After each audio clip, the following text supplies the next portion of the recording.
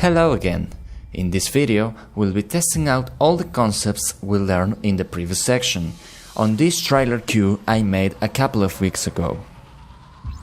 It has a lot of short events and sound effects that are easy to lose track of. If we take a look closer, we can see how the low end, when untreated, clashes with the rest of the instruments. One of the first things that may call your attention when looking at the mix console is the organizational order of the plugins. All channels follow the same pattern: routing, filtering, analog summing, compression, EQ, and extra processing such as delay. If a channel needs a plugin that affects the instrument before the other processing, maybe guitar or bass amp emulation, then I recommend you use the render in place function to save RAM and space in the plugin section. That way you can compare all your channels to see which one is being unprocessed. A cool trick is using the Q-Link function in the mix console to bypass all the plugins in the same line. Let's say for example we want to A/B how our mix sounds without compression. Select all channels, then hit bypass.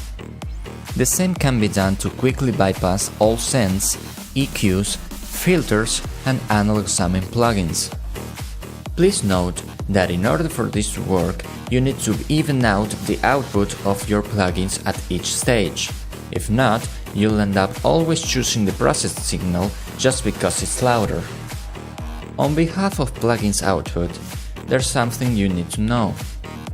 All analog emulation plugins, such as LA2A, 1176, DBX160 and Fairchild compressors, are emulated from the real device. This means that the recommended levels on which the compressor has its sweet spot still applies to the plugin. Try trimming events to -18 dB fs RMS. As you may know, meters can read RMS and peak values. When trimming non-percussive events, we want to focus on the RMS value. Percussive events are too short to be read on RMS values, so we can get them around -6 dB fs peak. If you tend to get confused by some of the technical concept I just showed you, simply trim events to 1/3 of the clip size. This will ensure most of the time a proper working level for analog emulator plugins. The only digital compressor I use is the FabFilter Pro C compressor, because of the visual representation tools it includes. This way I can rapidly make decisions about threshold, attack and release while looking at its real-time analyzer. We'll see more about FabFilter plugins in the FabFilter bonus template overview.